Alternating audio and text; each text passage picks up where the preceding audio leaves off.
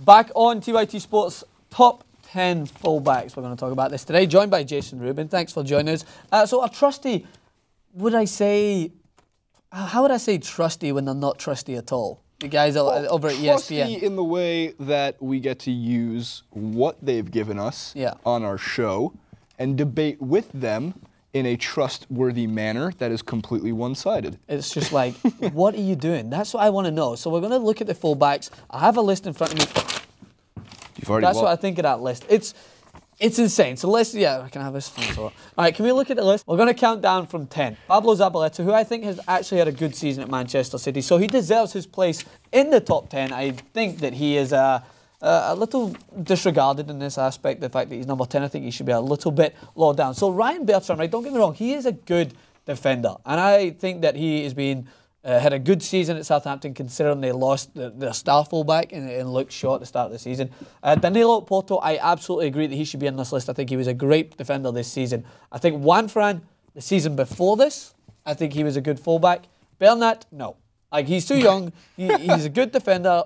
He is ambitious going forward. He takes risks, like we've seen against Barcelona, where he gave the ball far too openly to another fullback who you may think would be on the other top 5, but he's not. Dani Alves, who played it inside to Messi. Long story short, he gave the ball away, Messi scored. I need to work backwards real quick. Back to number 9, Bertrand. Statistics were showing that, and he's not the complete package, but for Southampton in the Premier League's specific table and league, Bertrand was one of the better one-on-one fullbacks all season long. Yeah. Especially in the first half when Southampton was playing at a much higher level. Yeah, they were great. And we're sitting at 5th or 4th on the table for a little bit of time, not because of Bertrand, but a major reason was the team playing in that fashion.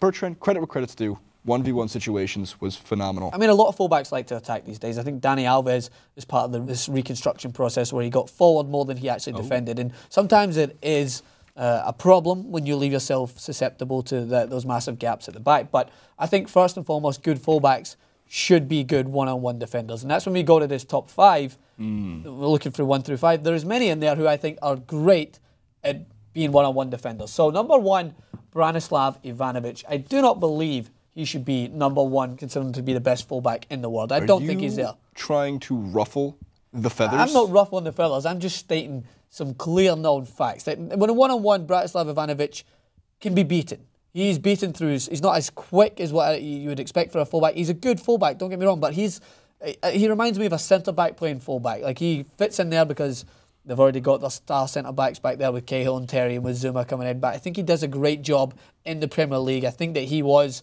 at fault from whenever Chelsea did concede goals at fullback. But if you go over to his other side, Azpilicueta, he, for me, is the best one-on-one defender in the world. I think Azpilicueta is the best at defending players one-on-one. He, for me, is the hardest to give away space. He's so sharp onto their opponent's touch. One game that stood out to me this season was against Manchester United at Stamford Bridge, and Juan Mata never got an ounce of space. Azpilicueta was on him like glue. And of course, Juan Mata isn't exactly the most notable winger, but you got to play who you're up against. But right? He's gotten better. Yeah, he's gotten a lot better, but from a wide area, maybe coming up against someone like Gareth Bale and seeing him do that, I would be even more impressed. Gareth Bale in his prime, I'd say. But Azpilicueta, as I said, you can only play against your opponents. In the Premier League, he's the best fullback for me. So, because I want to ruffle your feathers. Okay, ruffle Why feathers. not Philipp Lahm? I know he's a veteran. I know, and even the article, it stated, and I think this is a fantastic point, if your kids play the position, show them videos of Philipp Lahm. He's obviously fundamental. He's been doing it very well for 10 years, maybe more. Why not Philipp Lahm? It's a very easy answer, Jason. He plays centre midfield now. Oh. Because you only go with the season. But he's on the list. I know he's on the list. And this is what I'm saying. If Philipp Lahm was the Philipp Lahm of 2010 through 2012, then yes, he's the best fullback. He was probably one of the best fullbacks we've ever seen. I will put him in that category. When he played fullback, he's one of the best. But now he's been resculpted as a centre midfielder, sort of defensive midfielder. That's why when we did the defensive midfielder list the other day, I said, no, I think Philipp Lahm needs to be top 5 for defensive midfielders because he's reshaped himself. As he's gotten older, he understands that he's probably one of the most intelligent players. Pep Guardiola did say he was the most intelligent footballer he's ever worked with. This is in the likes of Messi, Ronaldinho, some of these guys that he's worked with. He said that Philipp Lahm is the most intelligent, which is a great compliment to him. So I don't consider him a fullback anymore. 2 or 3 years ago, yes, he would be number 1 for me. But At the moment, he's not a fullback. However, Philipp Lahm's teammate David Alba definitely deserves to be on this list. I think definitely in the top 5. However, he was plagued by injuries towards the end of the season. But when he is in form, he's very good going forward. And he understands his role as a fullback, that first and foremost you have to defend. And of course, when you can support the attack, you will. So I think he definitely deserves his place on this list. Marcelo has, whilst Real Madrid have suffered this season, I think that he's gotten better. And I think that he provides probably the most attacking threat out of any of these guys on the list, especially in this top 10. Covers the length of the pitch. Yeah, he does, and he's so fit. Runs like fast. a madman. All right, so I'm just going to throw this out there to you, Jason. What is that team in the Champions League final called?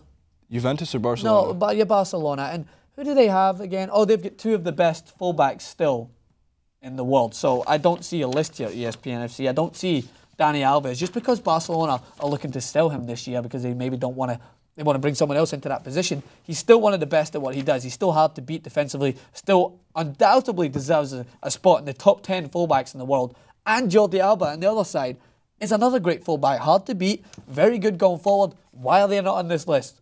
How are you putting people like Bertrand ahead of Dani Alves and Jordi Alba at this moment in time? It is mind-blowing. So why not Philipp Lahm? I don't think you explained it in detail. That's pretty funny. I give you a straight one answer. He's not a fullback. So why male models? Right.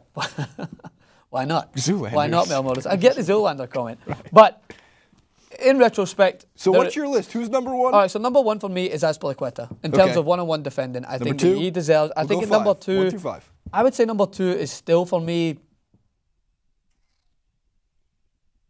Jordi Alba. 3. Ivanovic. 4. David Alba. 5. Leave it in the comment section below. Oh. Plenty. Well, I know there's plenty more that they have definitely left out. I don't understand. They're just obviously putting it in here to get me and you riled up, to get the commentators riled up. So let's rile everything up and let's comment in the section below. Let us know who makes your top 10 fullbacks in the world of football.